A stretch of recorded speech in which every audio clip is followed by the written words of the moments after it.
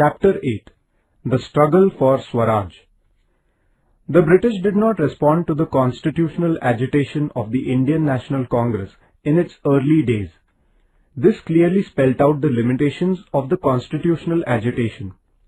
The extremist leaders such as Lokmanya Tilak in Maharashtra, Bipin Chandra Pal and Aurobindo Ghosh in Bengal, and Lala Lajpat Rai in the Punjab felt that the struggle against the British should be intensified further.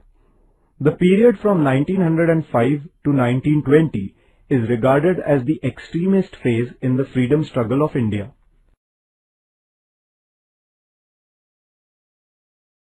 Progress of the extremist politics. Initially, the extremist leaders used the medium of newspapers, national festivals, and national education to bring about the political awakening of the Indians. In addition to the newspapers Kesari and Maratha, Lokmanya Tilak organized public celebrations of Ganeshotsav and Shiv Jayanti. The purpose in organizing these national festivals was to bring people together, burying their mutual differences, and to bring about national awakening in them. In those days, efforts were made through the Ganeshotsav programs to bring about political awakening of the people. Lokmanya Tilak put emphasis on making the people active in this regard. He wrote the Gita Rahasya with a view to explaining this Karma Yoga while he was in jail at Mandale. The extremist leaders founded educational institutes in order to sow the seeds of nationalism in society. The purpose behind national education was to awaken a sense of pride for one's motherland. During the extremist phase, the national movement acquired a wider base. The extremist leaders were also successful in inculcating political ideas among the working class.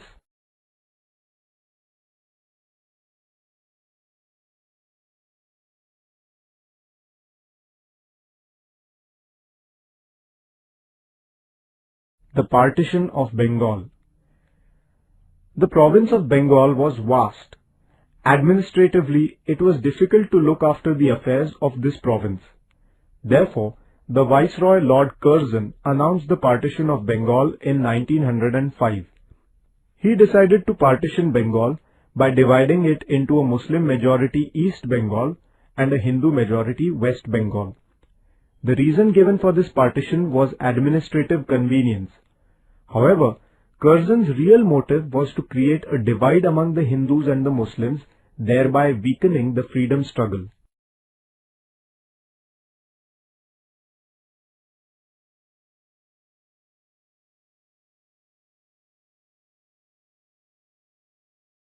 The anti-partition movement.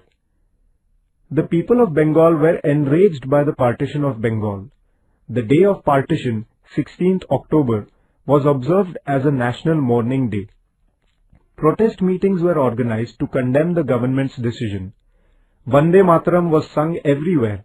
The Raksha Bandhan program was organized as a mark of unity. Foreign goods were boycotted. Students boycotted government-run schools and colleges, thus joining the movement in large numbers.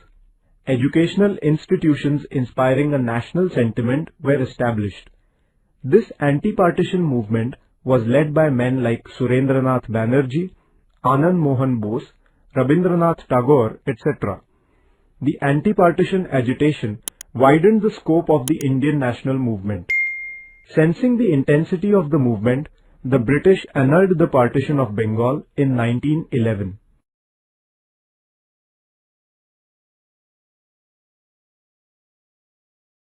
Servants of India Society. Gopal Krishna Gokhale founded the Servants of India Society in 1905. Through the society, he aimed at arousing patriotism and thereby inculcating selflessness among the people. He also aimed at creating harmony by eradicating religious and caste differences. The society was founded also for the spread of education. While in England, Gokhale placed before the British people a picture of India's poverty and misery and also of the British oppression in India. The 4-point program of the Indian National Congress. Gokhale was the president of the Congress session of 1905. he justified the anti-partition movement. The Congress session of 1906 was presided over by Dadabhai Naoroji. In his presidential speech, he declared Swaraj to be the goal of the Indian National Congress. His message to the Indian people was, remain united, attain Swaraj, and carry on ceaseless struggle for it. In this same session, the Indian National Congress unanimously adopted the 4-point program of Swaraj, Swadeshi, boycott and national education. Differences between the moderates and the extremists. Differences had begun to arise in the Indian National Congress as to how to deal with the oppressive and unjust policies of the British. One group was of the opinion that even though the British had not fulfilled the demands of the National Congress, the Congress should carry on its work within the limits of law. They were known as the moderates. The other group thought that the British government would not pay heed to mere appeals or petitions. They wanted to intensify the struggle, to take it to the common people, to awaken the masses politically, to secure their participation in the national movement, and to force the government to bow before public opinion. People in this group were called extremists. The moderates laid the foundation of the struggle for independence, and the extremists took the movement further. The Surat session. These differences in the Indian National Congress reached a climax during the session of the Congress held at Surat in 1907. The moderates wanted to bypass the resolutions on Swadeshi and boycott. The extremists wanted to thwart this attempt of the moderates. This led to increasing tension at the session. It became impossible to arrive at a compromise. At last, the Indian National Congress split. The oppressive policy of the British. The government became apprehensive due to the powerful anti-partition agitation of the people. In order to check the agitation, the government resorted to the policy of oppression. Acts were passed to ban public meetings. Those who violated the law were punished severely. Even school-going children were caned. Many restrictions were put on newspapers. Many printing presses were confiscated on charges of criticism against the government. Writers and editors were imprisoned. The government took very strong measures against the extremist leaders. Lokmanya Tilak was charged with sedition and sent to Mandalay for a term of 6 years.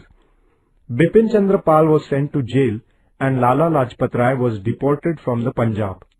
The formation of the Muslim League. The British rulers were disturbed by the overwhelming public response received by the Indian National Congress in the anti-partition agitation. Once again, the British resorted to the policy of divide and rule. Many British officers began to suggest that a separate political organization of the Muslims was needed to safeguard the interests of the Muslims. Encouraged by the British government, a delegation of upper-class Muslims led by Aga Khan met the Governor-General Lord Minto. With the encouragement of Lord Minto and other British officers, an organization called the Muslim League was formed in 1906. Prominent among the founders of the League were religious leaders like Aga Khan and landlords like Mohsin-ul-Mulk and Nawab Salim-ullah. The Act of 1909. The government passed an act in 1909. It is known as the Morley-Minto Reform Act. This act provided for the inclusion of some elected Indian members in the legislature by increasing the number of Indian members in the legislature. At the same time, separate electorates were created for Muslims. Due to this divisive strategy of the British, seeds of separatist tendencies were sown in India. Unity among the Indians. Lokmanya Tilak returned to India in 1914 after a term of imprisonment. Thereafter, efforts began to reunite the moderates and the extremists. In 1916, both the factions in the Indian National Congress were reunited.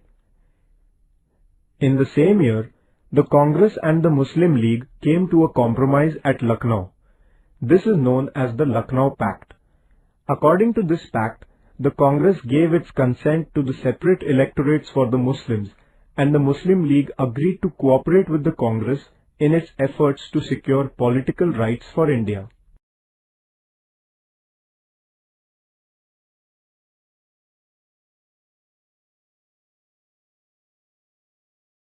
The Home Rule Movement. The First World War in Europe broke out in August 1914.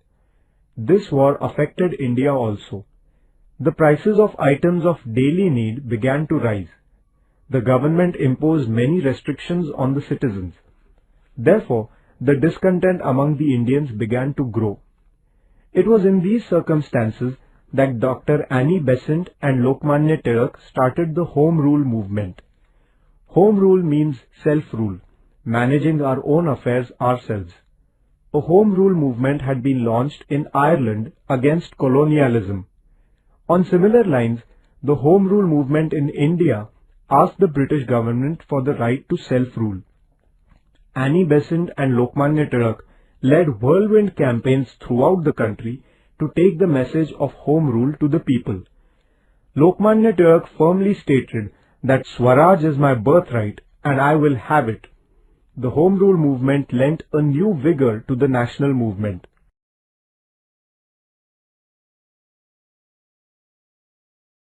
The Declaration of 1917. Against the background of the growing discontent in India, the growing popularity of the Home Rule movement, and the state of war in Europe, the British government decided to grant some political rights to the Indians. Montague, the British Secretary of State for India, declared in 1917 that Britain would grant India, in a gradual manner, the right to self-rule and a responsible government. Lokmanya Tilak declared that if the British government thus showed sympathy and a considerate attitude towards the Indian demands, the Indians also would cooperate with the government. This policy of Lokmanya Tilak is called responsive cooperation. In 1919, the British Parliament passed an act with a view to introducing constitutional reforms. This act is known as the Montague-Chelmsford Act.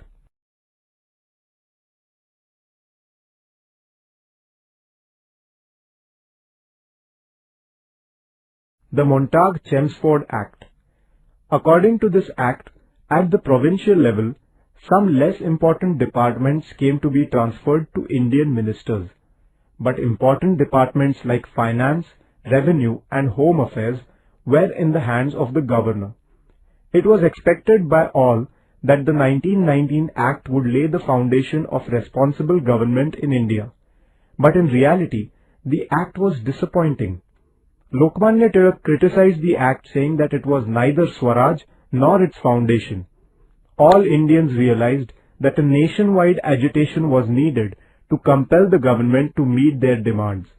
India prepared herself for the next phase of her struggle.